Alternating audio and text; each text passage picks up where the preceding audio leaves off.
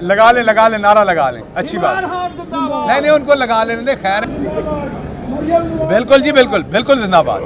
मरियम बाजी जिनका अभी अभी गले का ऑपरेशन हुआ, अल्लाह उनको सेहत दे, लेकिन वो डॉक्टर साहब से ऑपरेशन थोड़ा लगता है कोई, मैं ये तो नहीं कहूँगा गलत हुआ है, लेकिन कोई, या तो वो डॉक्टर बहुत ही अच्छे हैं, फिर जिन की आवाज़ ज़रा कम निकलती है वो वहाँ चली जाएं, क्योंकि अब मरियम बाजी की जो आवाज़ है वो टीवी, कई लोगों के टीवी के स्पीकर फट चुके हैं पिछले दिनों में।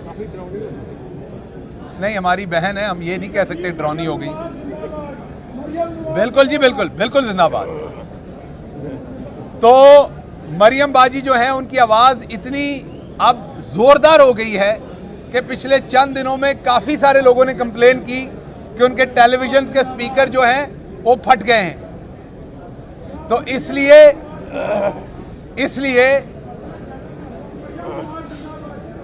लगा लें नारा लगा लें, अच्छी बात। नहीं उनको लगा लेने दे, खैर है, कल ला रहे हैं। चले इन्होंने ये तो मान लिया कि मरियम बाजी 70 साल की हैं। अच्छा, अब बात ये है कि जब तक मरियम सफदर साहबा अब फैसला नहीं सुना देती कि इलेक्शन कब होना है, पाकिस्तान में इलेक्शन होते तो मुझे नजर नहीं आ रहे, जैसे कि उन्होंने कह दिया है कि इलेक्शन तब होगा, ऐसे लग रहा था खुद जज साहबा बैठी हुई हैं। बाजी मरियम कहती हैं इलेक्शन तब होगा जब इंसाफ का पलड़ा बराबर होगा। अब इंसाफ का पलड़ा कैसे बराबर होता है? वो कहती हैं मेरे वालिद को चोर कहा था, अब दूसरों को भी चोर कहें। मेरे वालिद को करप्ट कहा था, दूसरों को भी करप्ट कहें।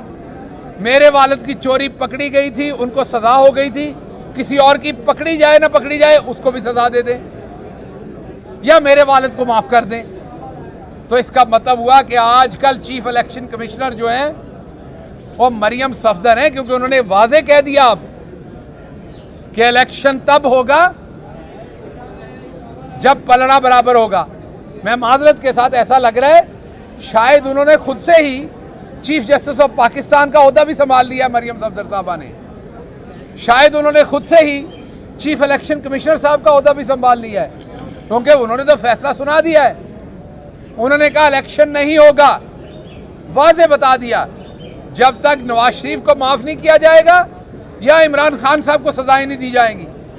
अब इमरान खान ने तो कोई जुर्म किया नहीं, तो इसका मतलब है कि नहीं भी किया तो सजा दे दो, या फिर नवाज शरीफ को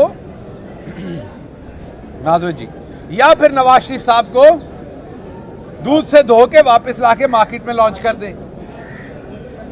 तो ये जो खुद साख्ता चीफ जस्टिस ऑफ पाकिस्तान बनी है, इनसे मेरी गुजारिश है कि अभी अदालतें पाकिस्तान में हैं, जजेस ने आपके कहने पे फैसले नहीं करने। एफआईआर है तो मेरी पार्टी में भी बहुत सारे और लोगों के ऊपर हैं, क्या उनके नाम ईसीएल पे डाले हुए हैं?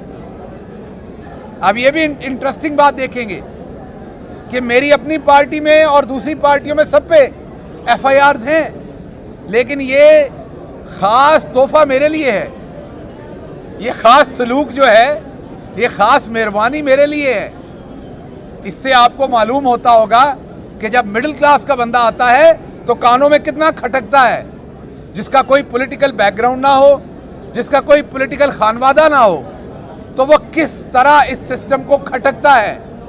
कि मैंने आपको बताया कि नॉर्मली अमूमी तौर पे टैक्स का प्रॉब्लम हो, आपने टैक्स चोरी किया हो, आपने को फाइनेंशियल गबन किया हो, आपके ऊपर नैब के केसेस हों, आपके ऊपर फाइनेंशियल ट्रांजैक्शंस के केसेस हों, या टेररिज्म का केस हो, या करप्शन का कोई केस हो, तो आपका नाम ईसीएल का जो मरवजा कानून है उसमें लिखे हुए हैं किन किन वजूहात की वजह से डालना है। मेरा किस वजह से डाला है वो मालूम नहीं है, वहां नहीं लिखा हुआ। मेरा क्यों पाया, बस एवं ही पाया। और क्यों पाया? क्योंकि मैं मिडिल क्लास से हूं, मुझे सबक देना है। हालांकि मैं वो हूं जिसने PNIL से जनाब जस्टिस अतर मुल्ला साहब की अदालत में हाजिर होकर अपना नाम निकलवाया, मुल्क से बाहर गया। जब मैं मुल्क से बाहर था तो मेरे ऊपर 295 जो एक बड़ी खतरनाक दफा होती है, मदीना मुनव्वरा में नारे लगे। मैं अमेरिका में था, नारे मदीना मुनव्वरा में लगे, FIR मेरे पे फैसलाबाद और अटक में काट दी गई। उसके बावजूद मैं वापस आया, भागा नहीं। मैं वापस आया, मैं प्रूव कर चुका हूं पहले। मैं PNIL से निकलवा के बाहर गया, वापस आया। तो मैं आपको बताना ये चाहता हूं कि ये जो इम्तियाजी सलूक है या खुसूसी, ये मैं कहूँगा काविश है या खुसूसी मेहरबानी मेरे ऊपर है, ये वजह सिर्फ एक है कि आम आदमी इन दरो दीवार में इनको नहीं चाहिए, इन राहदारियों में नहीं चाहिए।